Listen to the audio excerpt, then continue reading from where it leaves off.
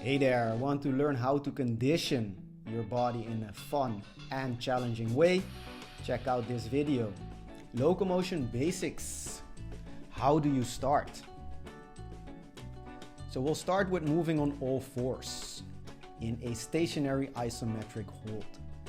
Start with placing your hands on the floor or the ground in this case, balancing on the hands and the feet, placing your knees below your hips and your shoulders on top of your wrists. Now when you enter this position, you actually want to start playing around with how you're shifting the weight. So playing around with these small micro shifts, shifting more to your legs or shifting more to your hands. When you are done, return to the starting position and move on to the next progression, which involves hand placement. Now this is a very specific detail.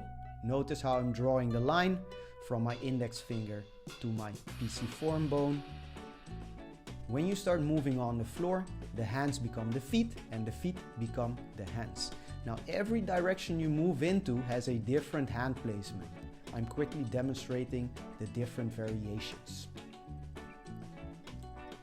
Which brings us to the fun part, stationary and lifting one extremity. Now again, placing your hands on the floor, getting into a stationary position, only now we're going to increase the difficulty by lifting either the right hand, the left hand, the right foot, or the left foot. Now again, you want to minimize the amount of noise. So as you're shifting the weight, you want to minimize the number of corrections that you need to get into position. So the balance transitions are very subtle, or as subtle as you can make them. This really changes the game and this makes it way more interesting to actually work for a certain amount of time. When you're done, again, return to the starting position. Going to the next progression, lifting contralateral.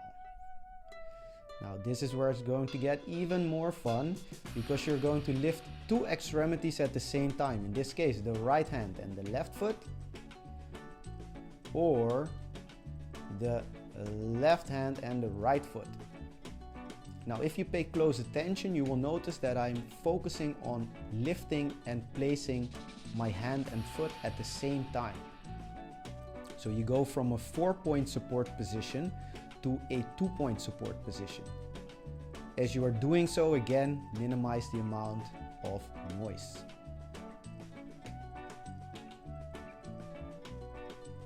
We're not done yet. Going into an even harder progression. Ipsilateral.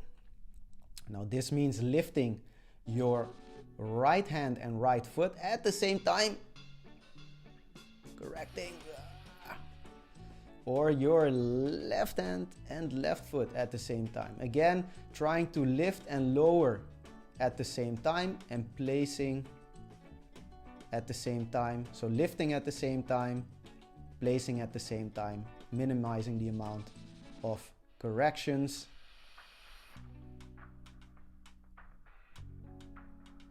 Also pay attention to how I'm placing my hands. Probably looks easier than it is. This one is quite challenging. Now if you pay attention, you actually notice that as I'm increasing or as I'm progressing, I'm trying to improve with every repetition. So reducing the amount of distortions. And finally, going to the dynamic forwards contralateral pattern. Again, lifting and lowering at the same time, placing your knees below your hips, shoulders stacked on top of your wrists, lifting your right hand, left foot, left hand, right foot. Now in this case, I'm actually moving quite in a slow fashion because I want to focus on minimizing the amount of corrections around the hips and want to stabilize the spine. You could also do this with a tennis ball to be more honest with yourself. Going backwards, now the most important detail here is how I'm placing my hands. Remember from the first part, hand placement, this is where it actually comes back as a detail. Now, how do you walk backwards when you walk on your feet? And how do you move backwards when you walk on your hands? Again, stabilizing as much as you can and returning to the starting position. Now making it even harder, going sideways. Again, contralateral. Notice the placement of my hands. Now, if you feel like the details are too overwhelming, I would recommend you to focus just on the contralateral pattern and add the hand placement details at a later point. Whenever you learn new patterns like this, it can be quite overwhelming, so you actually want to see if you can focus on just a few components, or maybe even one. Refining that specific component, and then once it's integrated, you can add another layer of refinement. And now for my favorite part, the common errors.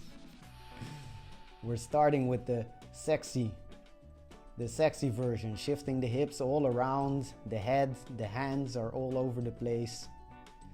Going to the elephant, boom, boom, boom. No attention in the hands. The Ipsi pattern. Now at this point we're focusing on the contralateral pattern, so the Ipsi would be a common error. And of course, hand placement, squeezing the fingers together. We want to separate the fingers, or the sexy version, over articulating, becoming the sexy quadrupedal animal. Just use whatever is necessary and skip the rest.